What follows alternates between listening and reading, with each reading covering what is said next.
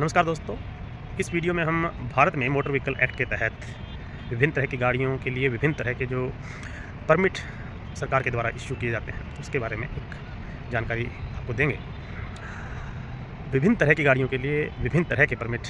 Motor vehicle act के तहत दिए जाते हैं। अथॉरिटी, ट्रांसपोर्ट अथॉरिटी वो प्रोवाइड करती है। जैसे कोई सामान लाने ले जाने के लिए गुड्स कैरियर्स परमिट जो होते हैं वो सरकार के द्वारा दिए जाते हैं, और जिनके गाड़ियों में सामान लाया ले जाया जा सकता है उस तरह की जो कमर्शियल गाड़ियां हैं उसके लिए गुड्स कैरियर्स परमिट सरकार प्रोवाइड करती है, जो कि मोटर व्हीकल एक्ट में है। उसके बाद अगर हम बात करें तो स्टेज कैरियर्स परमिट होते हैं। जैसे बसेस होते हैं, यानी कि जहाँ सवारी गाड़ियाँ जो होती हैं उसमें जैसे मान लीजिए कि दिल्ली से चंडीगढ़ तक की बस है और जिसमें पानीपत में कोई उतर गया, करनाल में कोई चढ़ गया, कुरुक्षेत्र में कोई उतर गया, उस तरह से जो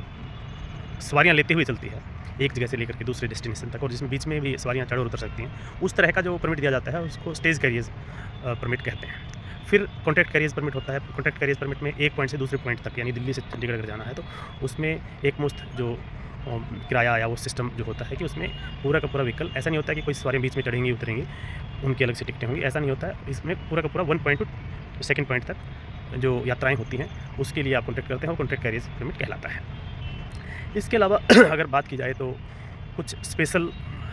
जैसे ओकेजन्स होते हैं, जैसे कोई फेयर लगता है, कोई पिलग्रिमेज है, यानी कोई धार्मिक यात्रा पे जाना है, ऐसी कोई परिस्थितियाँ बनती है तो उसके लिए स्पेशल परमिट जो है अथॉरिटीज़ के द्वारा इशू किए जाते हैं। कुछ टेम्परेरी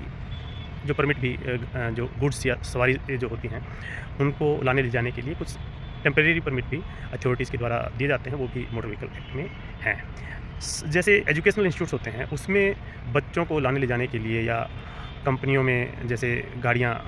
उनके एम्प्लॉयज़ को लाने ले जाने के लिए जो परमिट दिए जाते हैं, जो गाड़ियाँ यूज़ होती हैं उनके लिए स्पेशल परमिट होते हैं, तो वो एजुकेशनल इंस्टीट्यूट्स के लिए भी परमिट दिया जाता है। वो भी एक तरह का परमिट है और वो मोटर व्हीकल एक्ट में दिया गया है। इसके अलावा जैसे टूरिस्ट जो गाड़ियाँ होती हैं उनके लिए भी परमिट मिलता है और वो भी मोटर व्हीकल एक्ट में है। इसके अलावा अगर हम बात करें तो स्पेसिफिकली एक आध जो बच गया वो नेशनल परमिट, यानी जो सामान जो ढोने वाली गाड़ियाँ हैं उनका नॉर्मली एक स्टेट का परमिट होता है, लेकिन एक स्टेट से ज़्यादा, जैसे 4 स्टेट से ज़्यादा अगर वो परमिट बनवाते हैं तो वो नेशनल परमिट हो जाता है। यानी कि पूरे देश में अगर किसी को सामान लाने ले जाने के, ट्रांसपोर्ट के बिजनेस में इन्वॉल्व होना है तो फिर वो इस तरह के परमिट लेते हैं जिसको नेशनल परमिट कहा जाता है। तो ज़्यादा डिटेल में एक एक तरह के परमिट को हम आगे की किसी वीडियो में बताएंगे, बट ये एक जनरल ओवरव्यू था कि मोटर व्हीकल एक्ट के तहत किस किस तरह के परमिट इशू किए जाते हैं और मोटर व्हीकल एक्ट में किन किन परमिट के प्रावधान हैं। नमस्कार, धन्यवाद।